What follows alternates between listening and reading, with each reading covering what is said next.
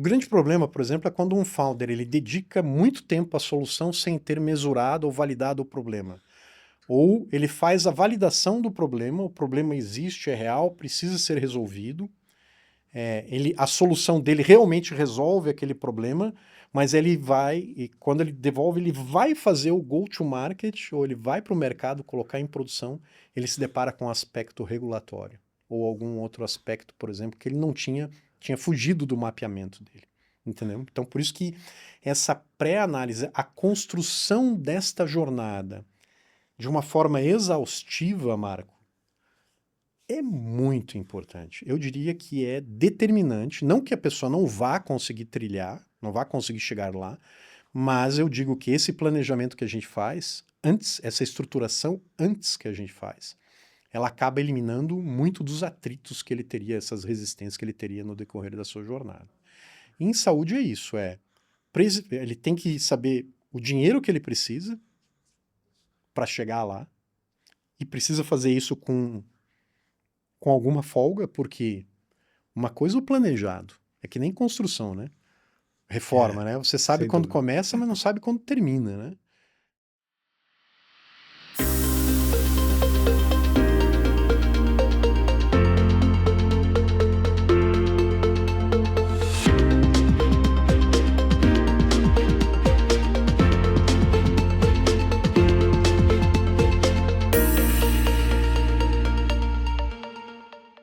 Olá, eu sou o Marco Bego, apresentador do canal Inova na Real, e hoje nós estamos aqui em mais um episódio do Inova na Real Pod.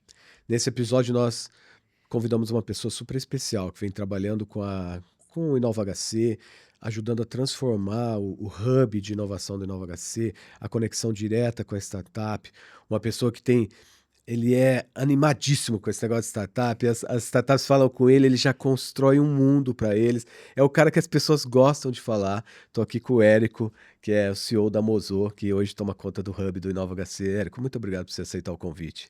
Imagina, Bego, é um prazer a gente estar aqui batendo papo, né? A gente já fala muito no dia a dia, né? Se encontra bastante, mas eu acho que estar num momento desse para bater um papo sobre outros aspectos da inovação é um prazer. Obrigado pelo convite, vai ser um prazer bater um papo aqui no Inova na Real. Imagina, obrigado você por ter E na aceitado. real, né? Falar na real, né? Aqui é a É inovação na na real, real. é isso aí. Você vai ver ao longo do episódio as coisas vão fluindo bem, assim, porque a gente fala de uma forma que as pessoas entendam. E é do jeito que você já conversa com as startups, com as pessoas. As pessoas adoram ficar do lado do Érico. Então vocês vão ver aqui nesse papo tanto que ele gosta desse relacionamento. É o cara do relacionamento. E obrigado novamente por você ter vindo, Imagina. Érico. E deixa eu te contar, assim, no Inova na Real Pod, a gente sempre começa entendendo quem é o Érico. E depois a gente entra na conversa do Hub, de como a Mozo trabalha e tal. Então, nesse primeiro momento, eu queria dizer o seguinte: como é que o Érico, que eu sei que tem uma história, é advogado, tem outras histórias legais que eu vou deixar para você contar, mas como é que o Érico conseguiu encontrar um propósito para fazer inovação na saúde? Bom, eu sou Érico Teodorovitz, né? É ucraniano, descendência ucraniana, sou pai da Beatriz e do Tomás, esposo da Roberta, 56 anos de idade, uma estrada já caminhada, advogado de formação, sempre trabalhei com propriedade intelectual na advocacia, exercendo, brigando, né? Sempre gostei do litigioso. E por isso, talvez, do meu histórico profissional, sempre tive contato com uma parte de inovação, que é marcas, patentes, direitos autorais, então isso acaba fazendo parte, né? Eu vou pontuar, Bego, que para mim hoje trabalhar de alguma forma e diretamente ligado à inovação tem um grande propósito, né? Primeiro porque, na minha visão, trabalhar com saúde, seja na área de inovação, seja na área da assistência, na área da educação, na área da gestão da saúde, qualquer área da saúde, eu sinceramente não acredito que se faça isso somente por dinheiro.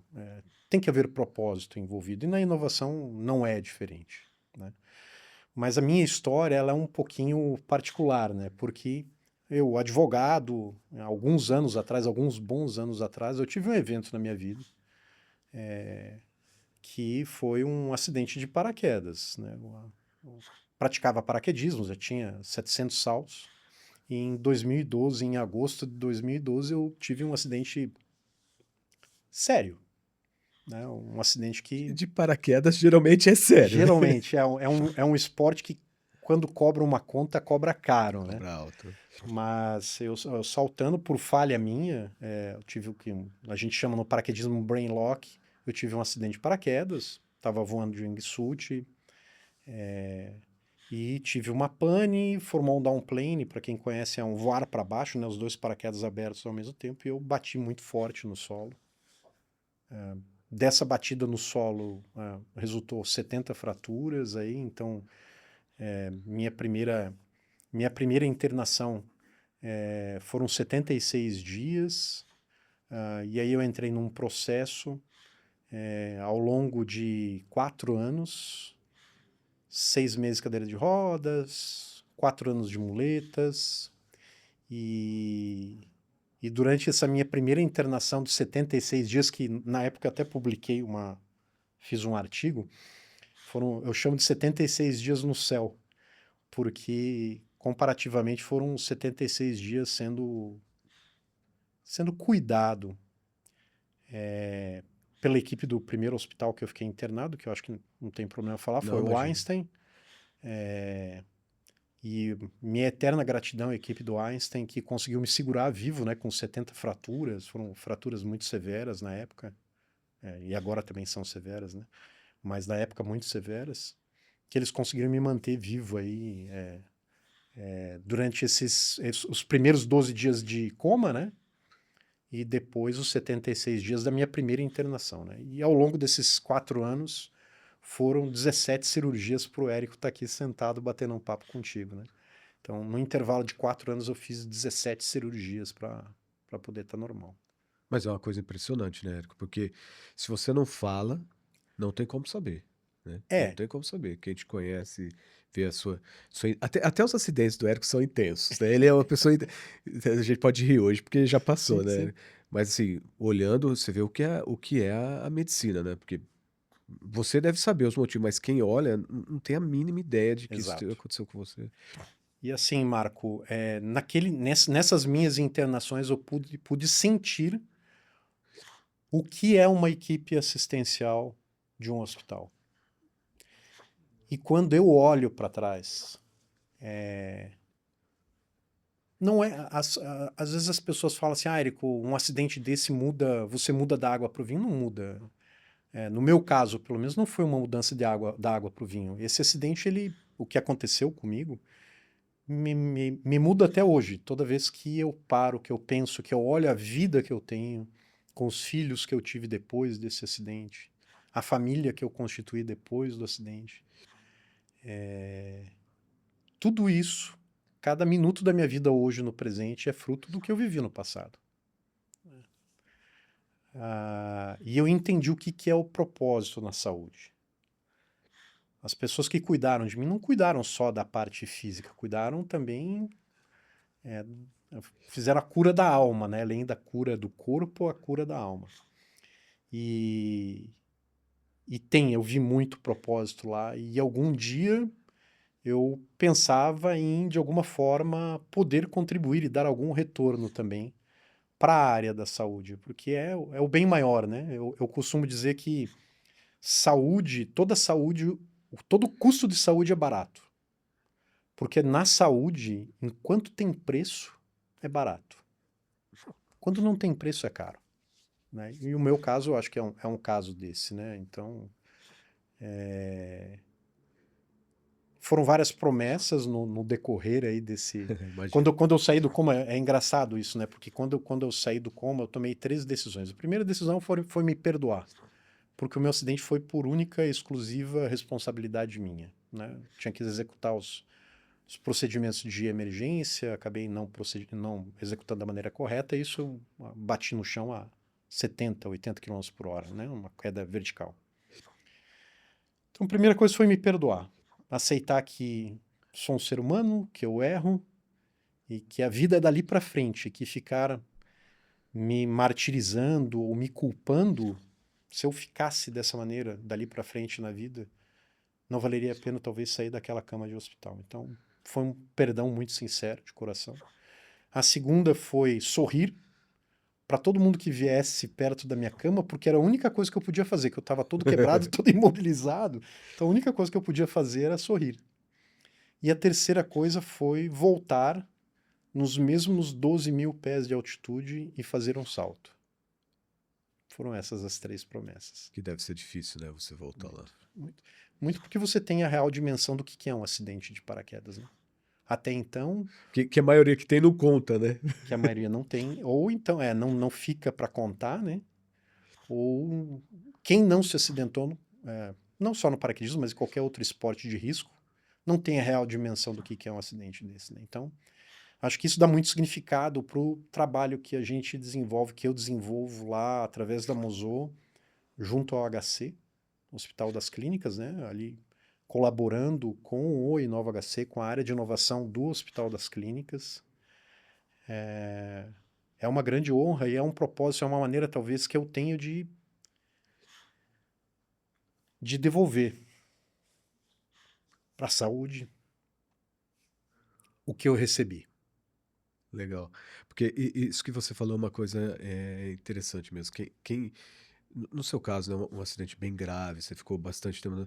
Então você acaba, você cria quase que as pessoas cuidam também de você, né? Elas não estão ali fazendo o trabalho dela. As pessoas que trabalham na saúde realmente que têm isso do propósito verdadeiro, elas também, aquela pessoa tem valor, né? Para ela, você sente isso, né? Todas as pessoas que trabalham na saúde são vocacionadas. Essa é a conclusão que eu chego, né? Podem haver críticas. Ah, não, fulano faz, médico ganha bem, faz por dinheiro. Não. Toda pessoa que trabalha com saúde em qualquer área, não é só o médico, né? A equipe assistencial, os enfermeiros, os auxiliares, os técnicos de enfermagem, todos, absolutamente todos da cadeia da saúde têm propósito.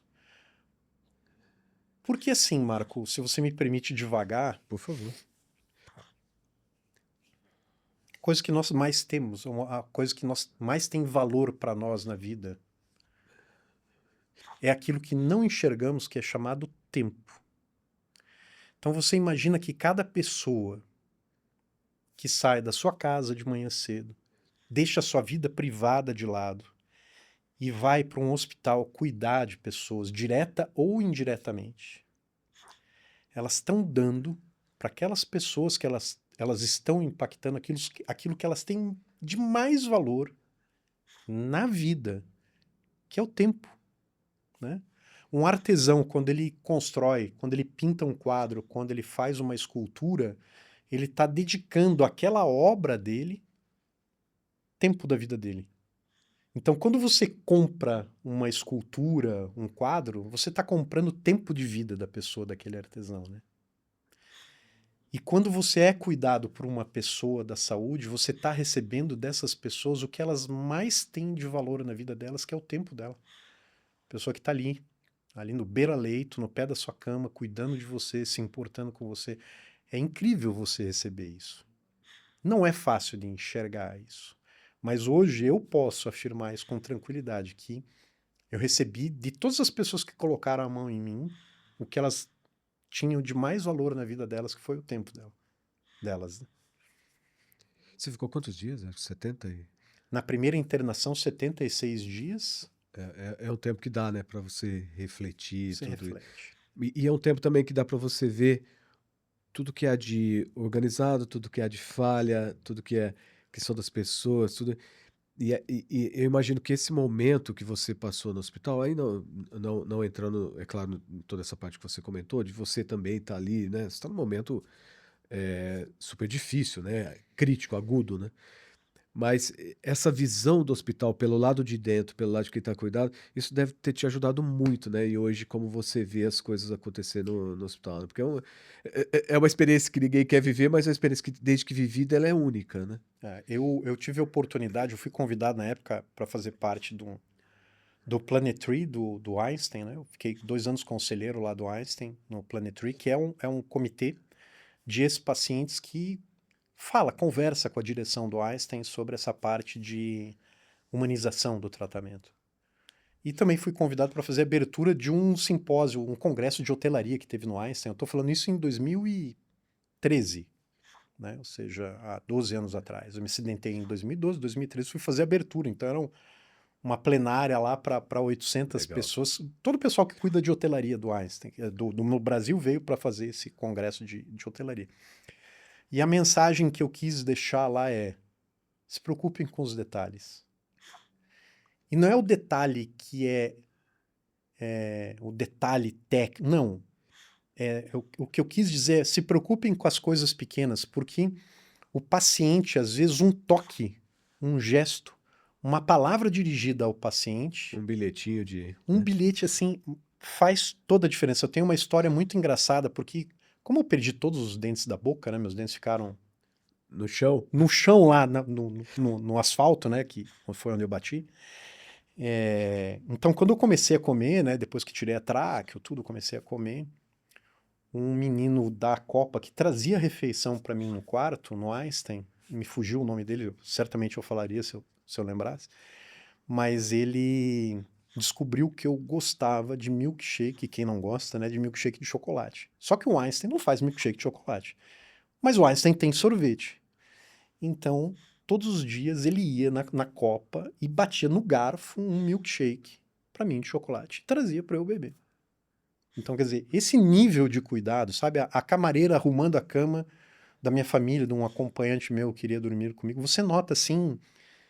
E eu notava um amor muito grande das pessoas, né? Eu acho que a gente nota nos hospitais. Mas tem um detalhe, Marco, assim, que eu aprendi lá, que foi uma das... São várias lições, né? Mas uma das lições que eu aprendi efetivamente foi amar é se deixar cuidar. E nesse meu acidente, não só porque eu estava todo quebrado, né? Mas efetivamente ali eu relaxei e me deixei cuidar. E quando as pessoas percebem que você se deixa cuidar, sem os egos, sem as máscaras, que você se despe, né? E se coloca à disposição das pessoas para que elas possam fazer por você aquilo que elas têm a real intenção propositada de fazer, você recebe muito. Eu recebi muito, muito, muito. Fiz grandes amizades, carrego amizades até hoje. O Thiago Nauer, Thiago, efetivamente são amizades que eu carrego no coração até hoje. Pessoas que estão comigo até hoje. Grandes amizades.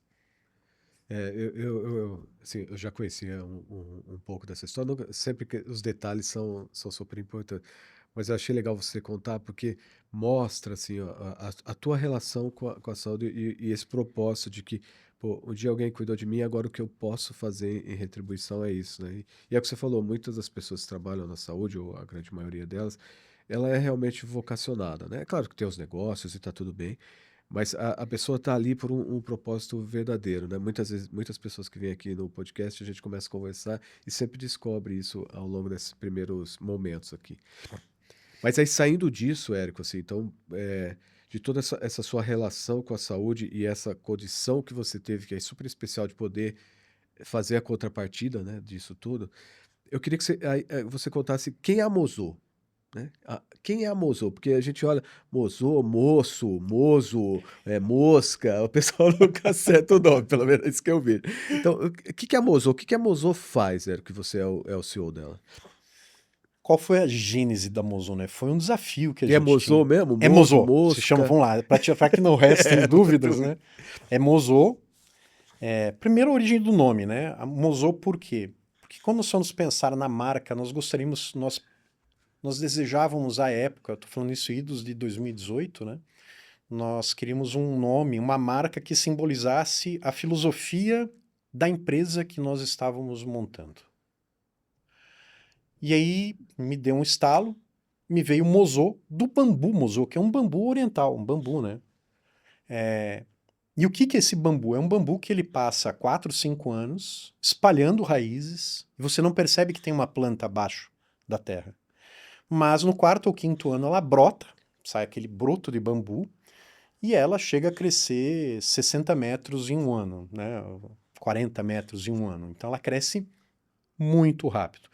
Mas por que ela cresce rápido? Porque ela construiu uma base sólida. Então a gente traz para dentro da Mozô essa filosofia. Também as utilidades que o bambu tem, né? Quando você vai para o Oriente, você vê o pessoal faz garfo, talher, cotonete japonês de ouvido, Roupa. panela, roupa, faz tudo com bambu, né? Escora a construção. Então, assim, as utilidades que tem, né? A resiliência do bambu, né? A força do bambu. Então, tudo isso a gente procura incorporar e trouxe para dentro da Mosô como filosofia. Então, quando a gente foi desafiado e começou lá em 2018, 2019, a permear, né, o ambiente de inovação do HC, o que nós pretendemos montar ali, na época nós pretendíamos montar e montamos, né, foi uma empresa que oferecesse uma solução para o ecossistema, não só para o ecossistema, mas também para as inovações, para as hipóteses inovadoras que estavam surgindo ali dentro do ecossistema de inovação do HC, e também para as startups de fora do ecossistema do HC, sendo uma caixa de ferramentas para conseguir oferecer para as startups, para essas soluções inovadoras, uma trilha personalizada, né? Então, diferente da tese de incubação, de incubadoras, né, que tem um pedaço muito pequeno, acompanha a startup num momento muito específico da jornada, né? A aceleradora também é um momento específico. A Venture Builder, ela vem, contribui também, mas é um momento específico. Nós nos propusemos e somos, né, algo maior do que isso, né? Então a gente acabou cunhando até um termo que não existe, né? Que é uma Venture and Design Builder, né? Ou seja, por quê? Porque quando nós nos envolvemos com uma tese inovadora no sentido de estruturá-la em forma de startup, a gente acaba desenvolvendo essa trilha super personalizada em conjunto com os founders, né? E como que a gente faz isso, né? Primeiro, investindo muito tempo na análise do perfil dos founders, o time entendendo se todos os skills estão ali, qual é a característica de cada um, qual é a visão de cada um para a startup, porque muitas vezes nós encontramos founders com visões distintas e isso acaba gerando conflito. Então a gente procura alinhar todo mundo, colocar todo mundo na mesma página e a partir dali então construir uma trilha personalizada, entendendo que inovar no Brasil é difícil, empreender no Brasil é difícil. Inovar e empreender no Brasil na saúde, pelas peculiaridades e particularidades da saúde, é mais difícil ainda, né? Érico, o que você falou acho que é uma coisa super importante, porque assim, por que que uma startup procura um ecossistema, um hub, né? Porque é o que você falou, essa caixa de ferramenta, esse toolkit, né, que as pessoas geralmente chamam, de para ajudá-las a passar por esse momento, né? Isso é muito dito em vários lugares. Você consegue perceber que essas ferramentas que você disponibiliza para o fundador, para o pesquisador, isso realmente muda eles de lugar, assim, se ele não tivesse isso, a jornada seria muito pior, ou como é que você avalia essa Na situação? realidade, Marco, a gente funciona ali como um bate-bumbo ali, né? Então, a gente acabou nesse tempo que a gente tem no ecossistema, a gente acabou desenvolvendo uma metodologia própria, são 14 áreas de estruturação da startup. A gente acabou misturando, né? A gente usa um pouquinho de cada régua de maturidade de estruturação, né? Então usa TRL, Design Thinking, ferramentas de buildagem, e a gente acabou desenvolvendo uma metodologia própria, né? O grande problema do founder, do fundador de uma startup, não é de todos, que fique isso claro, gravado, né? A gente tem startups com um time muito maduro, muitas vezes, que já fez outras startups e consegue enxergar essa trilha de uma forma muito clara, mas não é a maioria dos casos. A maioria dos casos são pessoas que têm ideias que estão, muitas vezes, empreendendo pela primeira vez, né? Mas o problema é que eles sabem, muitas vezes eles sabem o que fazer, mas não sabem a ordem e a prioridade do que fazer. E muitas vezes não sabem efetivamente o que é necessário para que uma startup minimamente se estruture para poder conversar com qualquer pessoa, até mesmo se fazer entender em sua própria tese. Então, quando a gente tem essas 14 áreas que passa desde a ideação, estruturação jurídica, entender o que é marketing, o economics da startup, viabilidade. Quando a gente oferece uma visão geral do que é essa jornada e a gente move essas caixinhas de acordo com o grau de maturidade, com as próprias características do core business que a startup tá olhando, isso na cabeça do fundador abre-se um mundo, né? Porque ele entende que muitas vezes não adianta ele estar pensando em campanha de marketing se ele não fez o básico de missão, visão, valores, entender quem é a persona com quem ele tem que falar, o que falar, para quem falar, quando falar, como falar, né? Ou seja, tem muito disso. Muitas vezes nós encontramos startups que pensaram primeiro na solução, que é o ideias first, né? Sem ter um problema muito bem delimitado, ou mesmo um problema não validado. Então, por exemplo, uma das coisas que é muito próprio nosso, a gente, enquanto todo mundo gosta de falar em product market fit, a gente fala muito em problem market fit. Ou seja, nós procuramos levar os founders a fazer uma validação real, muito bem estruturada do problema. Porque você tem que entender se o problema é real, se o problema é um problema, se pagam para a resolução desse problema, se resolver o problema não cria um problema. Então, quer dizer, a gente está falando só do problema aqui, né? Nada além disso. Érico, antes da gente entrar, eu queria que você falasse um pouquinho da jornada do que é inovar na saúde, mas antes disso, você falou muito de você recebe startups em vários níveis ali da sua jornada, né, de até colocar o produto no mercado. Dependendo do nível que a startup está, é mais fácil falar com o fundador, com os founders ali, para ele entender essas motivações, ou isso independe da jornada e depende mais das pessoas? Depende mais das pessoas. Definitivamente. E a gente tem até, Marco, um red flag, que é um red flag relativo, né? Mas para nós é um red flag que é quando a gente se depara com um founder que ele é um founder não coachable, né? Que a gente chama, né? Que é um founder que tem dificuldade de ouvir a opinião de terceiros, né? E de pensar e de raciocinar, né? Porque o nosso trabalho é efetivamente, muitas vezes, num primeiro momento, quando a startup chega com a sua tese, com o seu core, a gente faz um teste de estresse efetivo.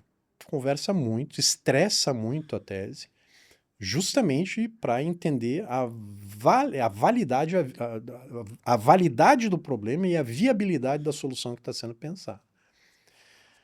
E ali a gente tem, então, um espaço onde a gente percebe se o founder ele é uma pessoa que aceita visão de terceiros, que é o coachable, né? Uhum. E é um red flag para nós quando ele não aceita, quando é o copo cheio, né? Porque isso acaba, às vezes, dando problema dentro do próprio time, quando essa é uma posição de um dos founders, né? Então, os outros founders, né? Um ou dois founders, pode criar problema, né? Porque relacionamento é do ser humano, das pessoas, né? Cada um tem o seu Sem ego dúvida. para administrar. Mas é um red flag, assim. Então, por isso que eu cravo a resposta, assim, dizendo que é muito mais das pessoas do que da tese. E aí o que você falou, né, Érico, empreender é difícil, empreender na saúde é mais difícil ainda, e você ser empreendedor no Brasil ainda é quase que você lutar contra todos, né? Se você pudesse nos falar, porque assim, todo mundo que imagina que vai empreender, né, imagina que, pô, eu vou passar e eu vou chegar lá, né? Ninguém entra achando diferente. Como é que é essa jornada, Érico, assim, do empreendedor, ele começa ali, principalmente na saúde, então o quanto ela é sofisticada e difícil para o empreendedor, e que momentos, na sua opinião, ele teria que sempre prestar atenção, assim, eu sei que essa jornada é longa, mas se você pudesse detalhar para a gente onde estão a maioria das startups que você trabalha, quais são coisas importantes que quem deseja, né, empreender na saúde deveria olhar, e o quanto é difícil esse caminho, e sendo assim, por que a gente faz isso? Vamos começar pela última pergunta, né? Por que a gente faz isso? Porque acho que a saúde é a área onde você tem um maior retorno de impacto humano, né? Enquanto as outras teses de inovação de outras verticais, como fintechs, edtechs, logtechs, você mede impacto em números, né? Ou então logística, políticas ESG e por aí vai. Na saúde, diferentemente, na saúde nós temos até um indicador lá no Hub, né? No próprio Inova HC, um indicador de vidas impactadas.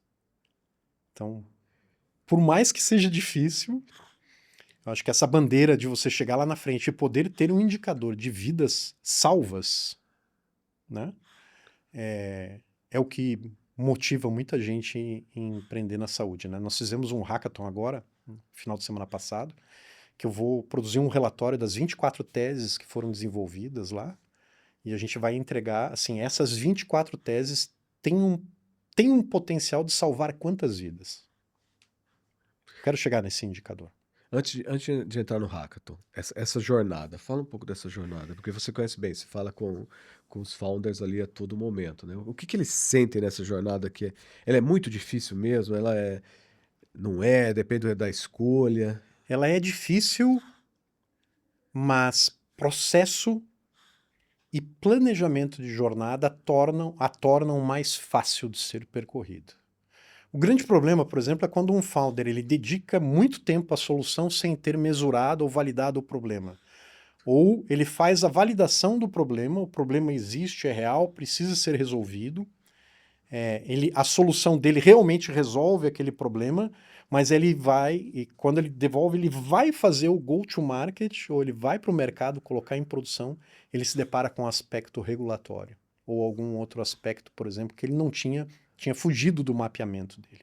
Entendeu? Então, por isso que essa pré-análise, a construção desta jornada de uma forma exaustiva, Marco, é muito importante. Eu diria que é determinante, não que a pessoa não vá conseguir trilhar, não vá conseguir chegar lá, mas eu digo que esse planejamento que a gente faz, antes, essa estruturação antes que a gente faz, ela acaba eliminando muito dos atritos que ele teria, essas resistências que ele teria no decorrer da sua jornada. E em saúde é isso, ele tem que saber o dinheiro que ele precisa para chegar lá, e precisa fazer isso com alguma folga, porque uma coisa é o planejado, é que nem construção, né?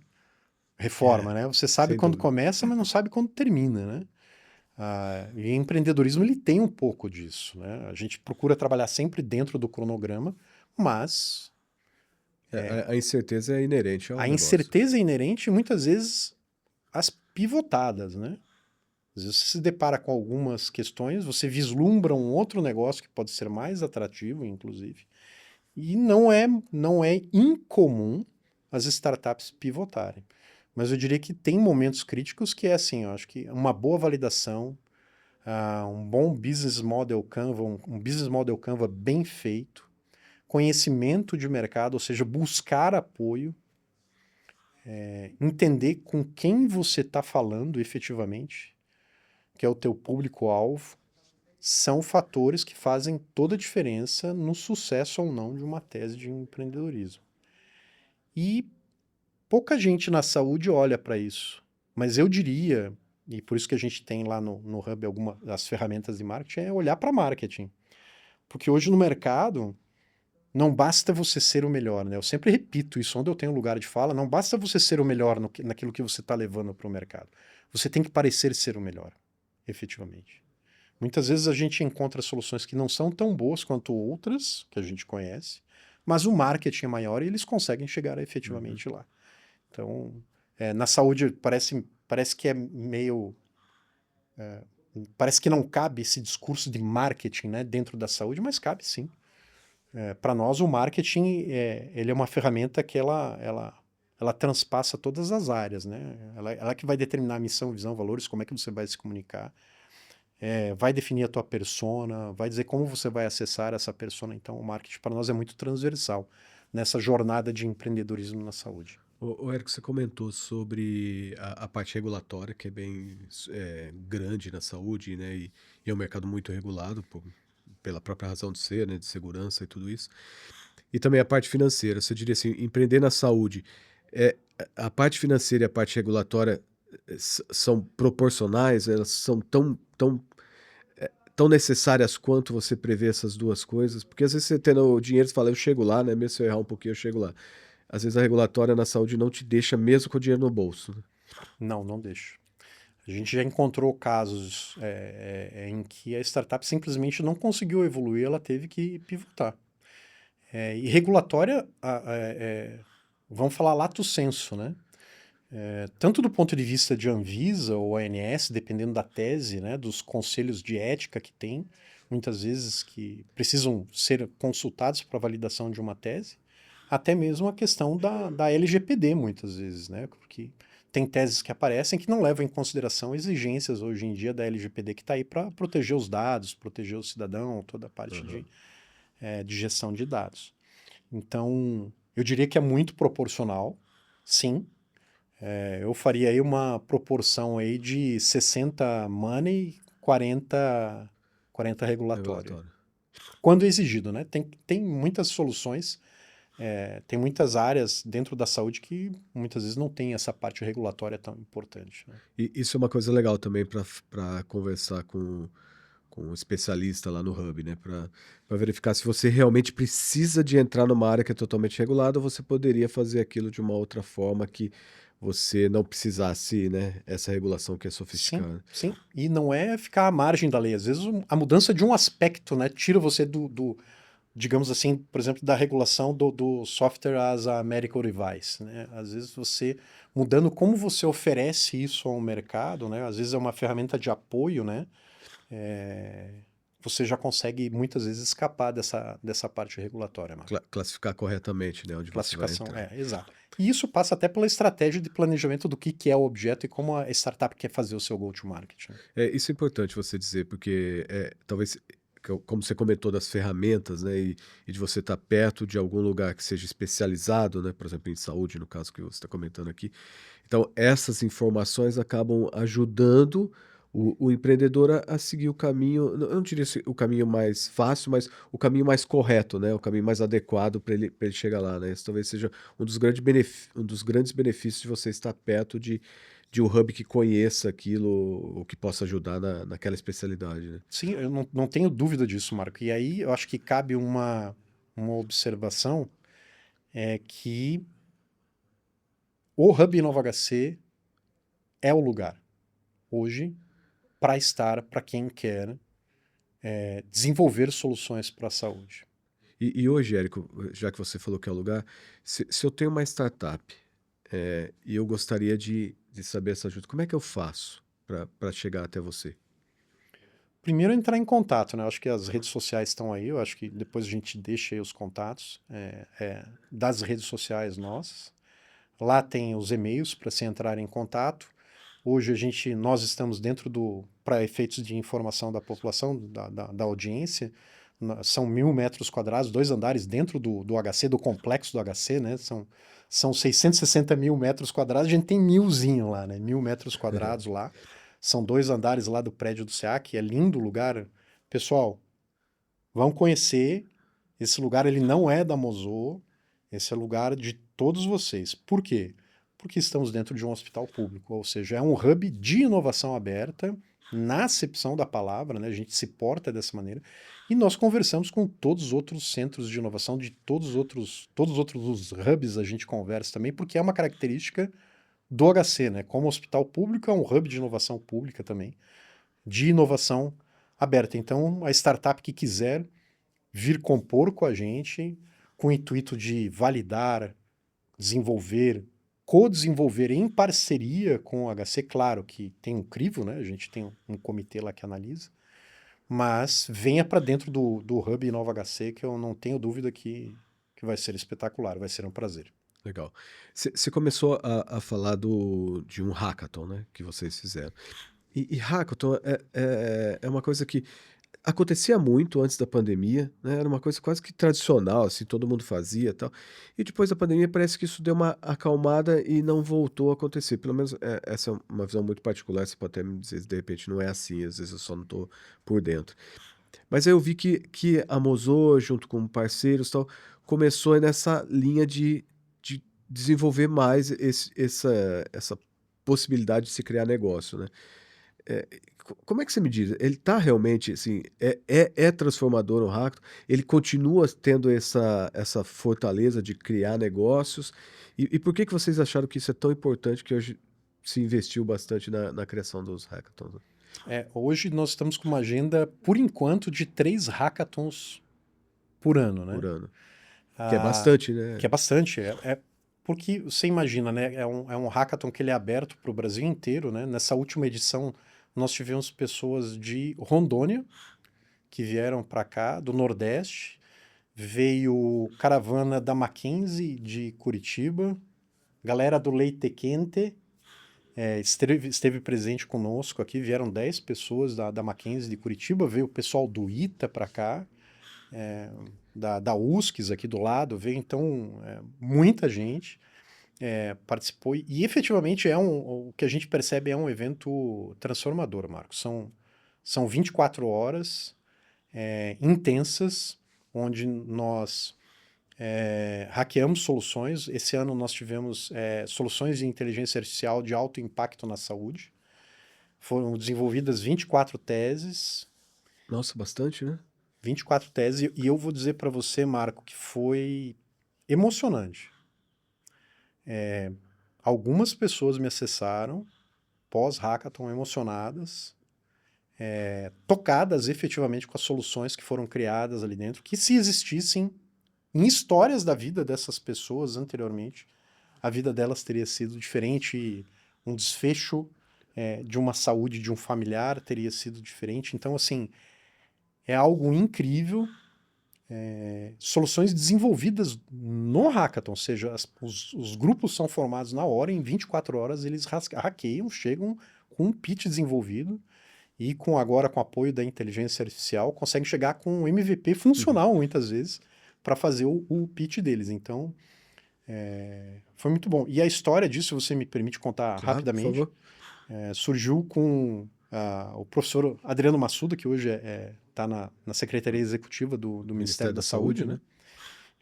Ele chegou para nós com um desafio, falou assim... O Adriano, ele era responsável pela parte de saúde da FGV, né? Da FGV de FGV, São Paulo, né? exatamente. Nessa época. Né? E ele fez um convite para nós na época, acho que veio e falou assim, pô, vocês querem desenvolver junto com a gente GV, HC, Hub Nova HC e Harvard? A gente topou.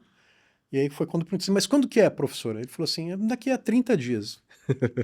E aí logo em seguida ele foi nomeado, né, secretário de Políticas Especiais do Ministério da Saúde. Então ele fez o convite para nós e uma semana depois ele foi nomeado. E a gente acabou organizando o hackathon. Foi um sucesso. Na época participaram 8 países, né? É um hackathon que acontece no Brasil em conjunto na época, com 7 países.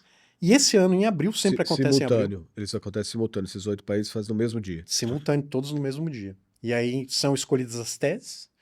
E as teses vencedoras de cada país depois vão para uma competição mundial para ser eleitas as melhores da edição. Então, no ano passado foram 8 países. Esse ano foram 18 países. Nossa, mais que o 18 países participaram do hackathon, né? Isso o hackathon FGV, HC, FGV, Harvard. E esse ano nós fizemos a segunda edição. Antes de você ir para o segundo, as criações, eu diria assim, que são feitas aqui no Brasil, elas competem em igualdade com as do restante do mundo?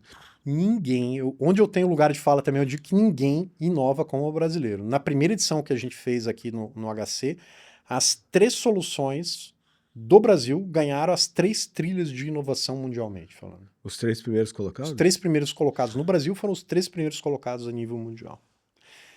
Então, assim, o que eu digo é que ninguém inova como o brasileiro, né? O que muita gente critica, que é o jeitinho brasileiro, aquela forma do brasileiro o jogo de cintura do brasileiro, eu digo que isso daí é a nossa maior qualidade como inovadores. Criativo, né? Muito criativos, muito criativos.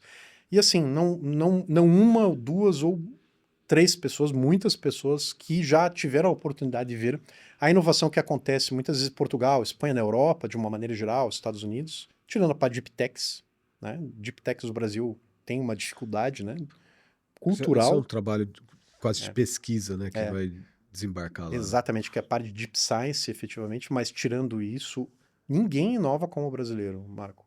É impressionante, impressionante. E desculpa, você estava falando da edição seguinte, né? E depois do Hackathon de Harvard, nós decidimos então lançar o Hackathon HC, né?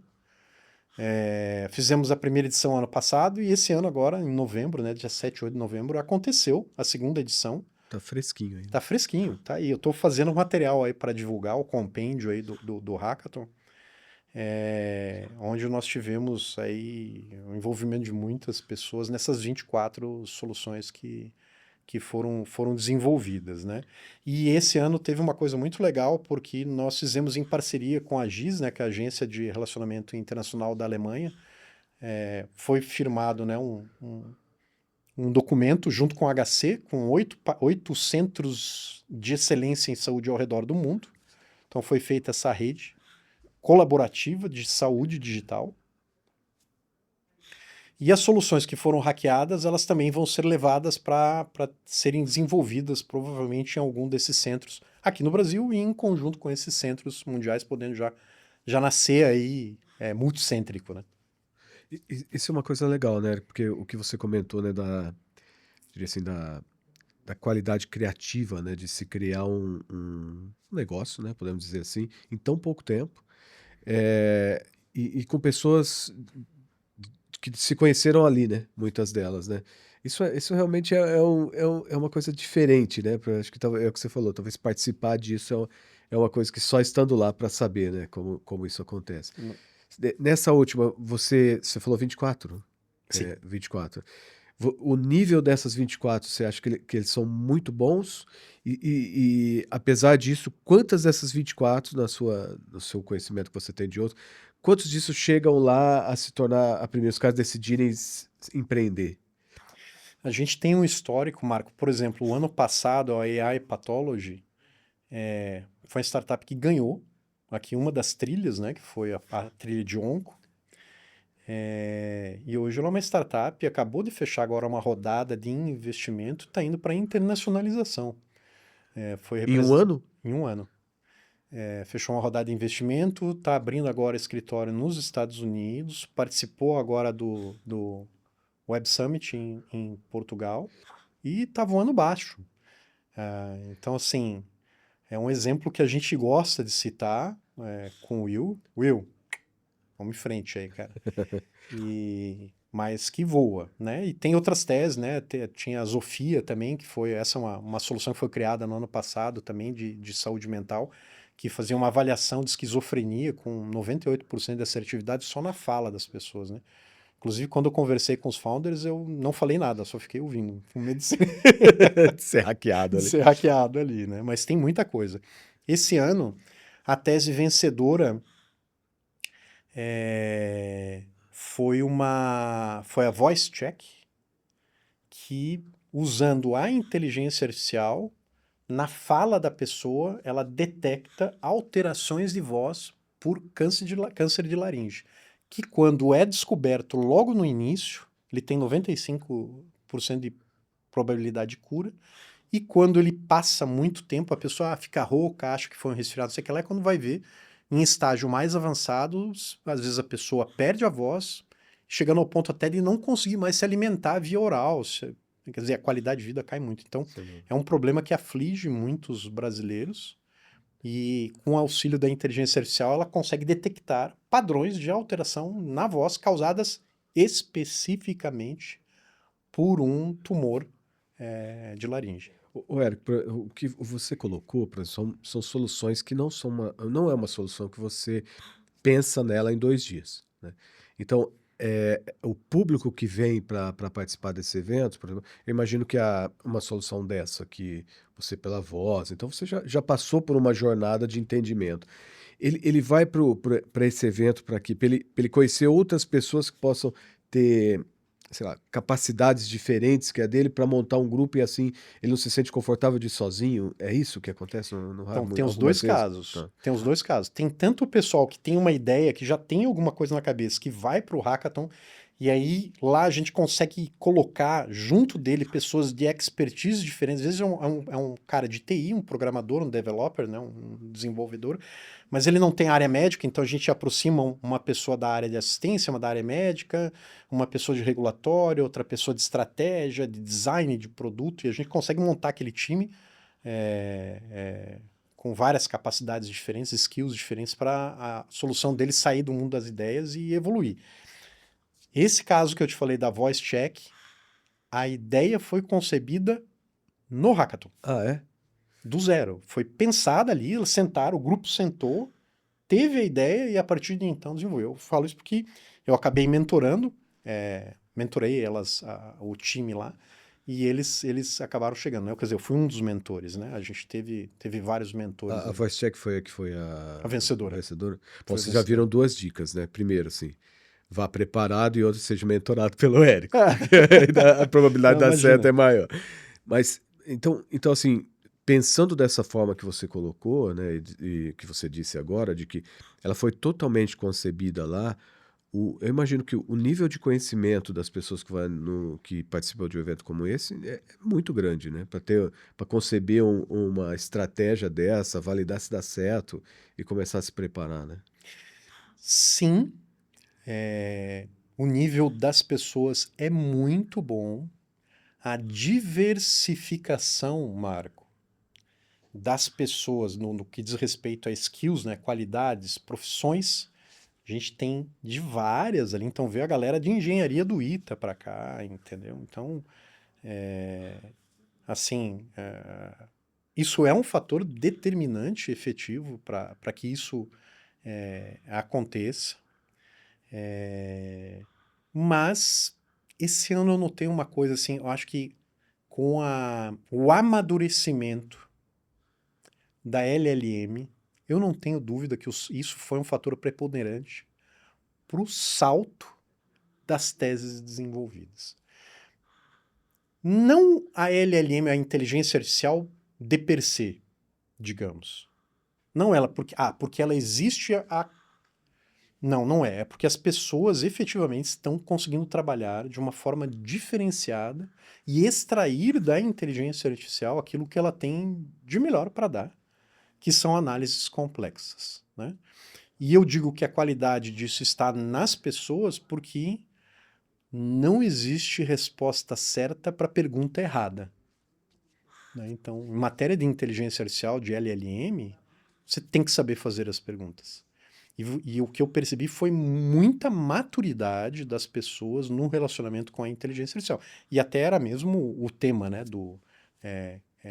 Tema central o do tema hack. central era inteligência artificial de alto impacto na saúde, mas a gente previa efetivamente que isso iria acontecer, né? Então, as pessoas, e a gente estimulou isso também dentro do hackathon, utilizem, lancem mão de ferramentas de inteligência artificial para validar os problemas, entendeu? E saber como lidar com isso e sair com as teses.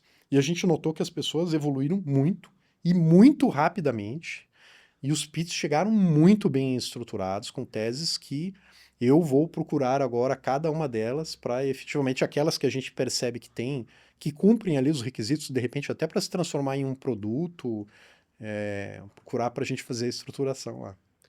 Isso que você falou é uma coisa interessante, né? Porque como o tempo é curto, né? Então a inteligência artificial ajuda você a não perder tempo. Às vezes ia demorar um tempão para fazer umas pesquisas tal que a IA já te traz ali rapidamente. Mas tem alguma parte que eles vão até o hospital perguntar para as pessoas ou para especialistas, alguma coisa desse tipo, Érico, dos projetos? Ou isso não é possível devido ao tempo? Não, a gente não consegue devido ao tempo, né? Mas a gente fez um trabalho para dentro do HC esse ano e nós tivemos uma presença muito grande de pessoas de dentro do HC formando ou permeando as equipes ali para fazer essa validação do dia a dia, né? Porque isso é uma coisa que a inteligência artificial não consegue alcançar Fazer a ainda, né? validação na real, né? Exatamente. Porque a inteligência artificial ela tem daquilo que é relatado, tudo mais no dia a dia ali, na real, né? Parafraseando aqui, né? Mas isso depende ainda da dor das pessoas que vivem os problemas ali no dia a dia, né? E aí é a capacidade do ser humano de, né, de extrapolar, né? É a ilação, né? Que ainda a inteligência artificial não consegue alcançar, né? Na sua visão, quem gostaria de empreender na saúde, seria uma boa dica participar de um hackathon Muito, como esse estruturado. muito, muito. É transformador, assim, a gente fez um NPS desse hackathon e a gente ficou com, na escala de 1 para 5, ficou com 4,7 de NPS. Então E, seria e, 9,4, né? e tem algum limite, Érico, de idade, sei lá, idade, conhecimento, alguma coisa que você limite ou é... A limitação é só a vontade de estar junto, de dedicar ali, né? São 24 horas intensas, ter paciência. Acho que uma qualidade fundamental é saber ouvir, porque o trabalho é efetivamente de equipe. Tem que acontecer um trabalho de equipe, de colaborar, né? de colaborar. E tá disposto a comer bastante lanche lá, bastante coxinha, que isso já é uma marca registrada também dos nossos hackathons ali. Bom, aí já aumenta até o número de participantes, né? Uma coxinha Exato. boa, A né? Não coxinha é... boa aumenta o E número. os mentores, Érico? Você tem dificuldade de achar mentor? É fácil de achar mentor? O nível dos mentores está adequado com o nível das pessoas que estão lá? Esse algo do que a gente se orgulha muito, a equipe de mentores. A gente tem hoje mais de 100 mentores cadastrados em 6 áreas que a gente julga que são necessárias para um correto desenvolvimento de uma tese. Então, são designers, são marketing, pessoal de TI, pessoal de assistência, engenharia, processos, PMO. Então, são várias áreas que a gente acaba reunindo e a gente tem um banco de talentos ali, fica sempre registrado. O meu eterno agradecimento, meu muito obrigado a todos os mentores que sempre estão conosco ali no Hackathon, eles fazem a diferença ali no coaching que eles fazem para as startups. É porque como o tempo é curto, né? Alguém que tem o conhecimento e consiga te levar te endereçar para o caminho certo, ganha muito tempo, né? No evento. Muito tempo. Evita que você perca tempo desenvolvendo teses que. Então, por exemplo, um dos fatores que a gente, claro, pede para enxergar, e tá sempre. É como se fosse um pitch de uma startup, né, Marco? Então, é uma construção acelerada de teses para empreendedorismo. Né? Por exemplo, análise de mercado, né? Visualizar se o problema, aquela problemática, né? Ou seja, assim, o problema ele é real, ele existe, essa dor ela é uma dor real, efetivamente, né? A tua solução ela está efetivamente resolvendo o problema, né? Já existem outras soluções que resolvem total ou parcialmente, você é mais um, né? Então, o que a gente persegue assim na inovação em saúde de uma maneira geral, Marco, a gente sempre olha para o empreendedor e fala assim, na sua visão, é uma das primeiras perguntas que a gente faz, né? Na sua visão, a sua solução é um nice to have ou um must have? Isso é um divisor de Sem águas. dúvida. Sem dúvida. E levar essa consciência muitas vezes para o empreendedor, para o founder, às vezes ele se depara com uma situação de que ele, primeiro, ou nunca tinha pensado nisso por esse ângulo, ou às vezes ele fala assim, nossa, eu sou um nice to have. O que eu preciso fazer para minha solução, que hoje é um nice to have, ser um must have? Ô, Érico, a gente já está caminhando para o fim, mas eu não queria a gente terminar esse papo sem você dizer o que você começou falando lá, que você é formado em Direito e que você trabalhou bastante tempo e tal. E geralmente, na formação de uma startup, quando você começa ali dentro do hackathon, você não pensa na estruturação jurídica dessa empresa, né? Ou dentro da área de pesquisa, onde você passa por muitos lugares, conversa com muita gente e tal. Eu imagino que deve chegar. Nós somos esses 20 aqui queremos montar uma empresa. Que dica você daria estando de dentro lá e sendo detentor de uma Venture and Design Builder, que às vezes faz tudo isso, né? Cria um negócio e desenha. Qual que seria o protocolo adequado para você imaginar? Como é que eu entro num negócio desse? Quantos sócios eu tenho que ter? Qual que é o meu limite? Se eu participei de muita gente, eu não posso deixar eles também sem participar. Como é que você daria essas dicas para quem está entrando nesse negócio agora? Acho que isso realmente é uma coisa que muitos têm dúvida, né? Isso é uma colocação bem legal que você faz assim, Marco. Muitas vezes não chegam startups para a gente lá, né? Chegam condomínios, né? E assim, o número ideal de founders, isso não sou eu que digo, tá? É o mercado que diz isso, né? 3. 2 é pouco, 3 é legal, 4 já começa a ficar complicado de administrar, né? Você não precisa deixar ninguém falando sozinho, não precisa virar as costas para as pessoas, né? Então, por exemplo, assim, dica de estruturação, né?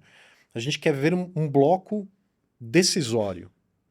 Significa dizer que eu preciso ter uma pessoa para conversar, no máximo 2 que tomam a decisão.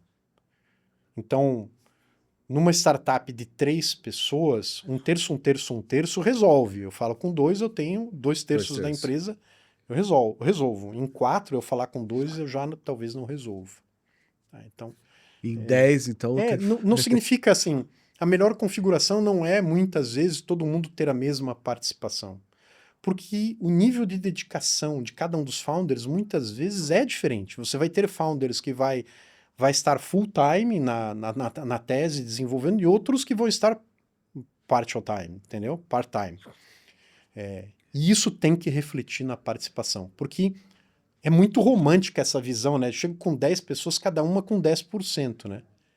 Não vai dar certo.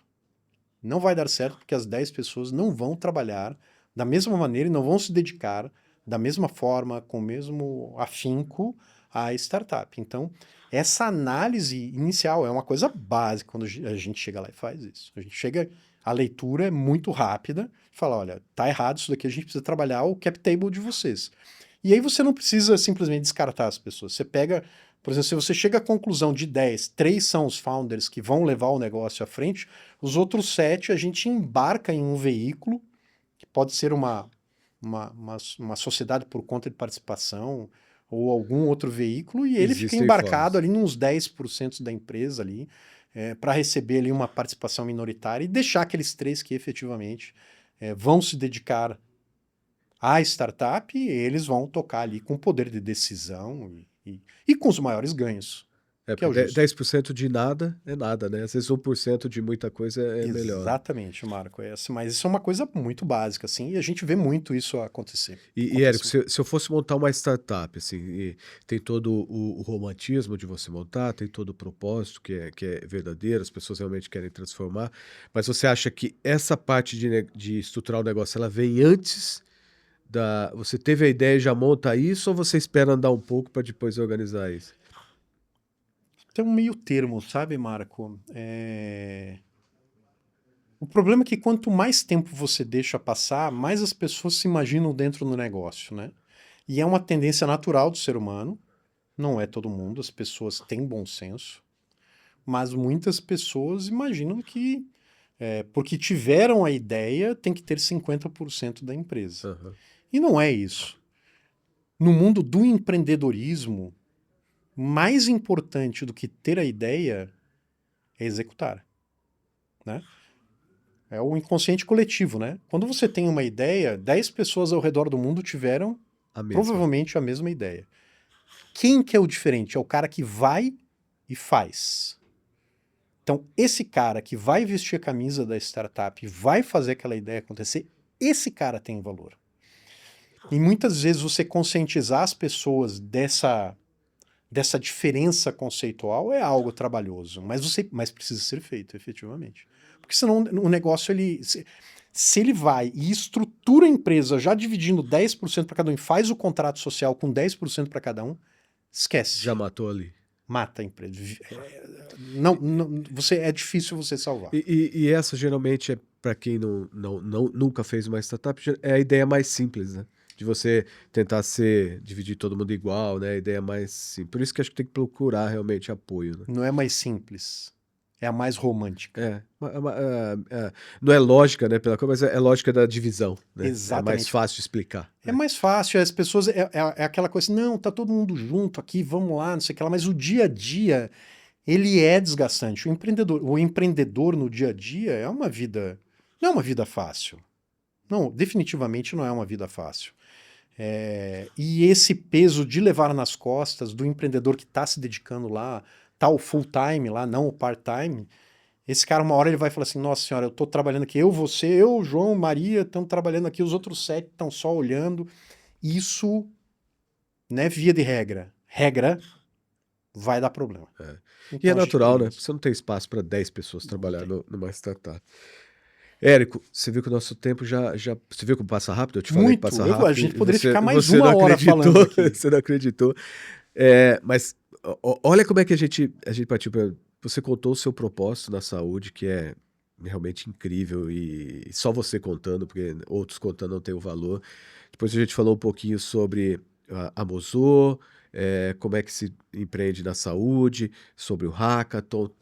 Mas eu queria, antes de acabar, Érico, assim, eu queria que você. Porque você está nesse meio. Você fala com founders, você fala com pesquisadores, fala com o pessoal do HC, né? Vou fazer um disclosure aqui. O Inova na Real ele é um programa independente, mas eu sei que dentro do Inova HC o Érico fez uma chamada pública, por isso que ele está lá. Então ele realmente tem um lugar lá dentro efetivado de forma juridicamente adequada. Mas você está lá dentro, você conversa dentro do HC, fora com pessoal de dinheiro, pessoal da pesquisa e tal. Mas se você fosse dar uma dica para quem vai empreender na saúde, assim, que dica você daria para ela antes da gente encerrar esse episódio? Apaixone-se pelo problema. Acho que essa é uma grande dica.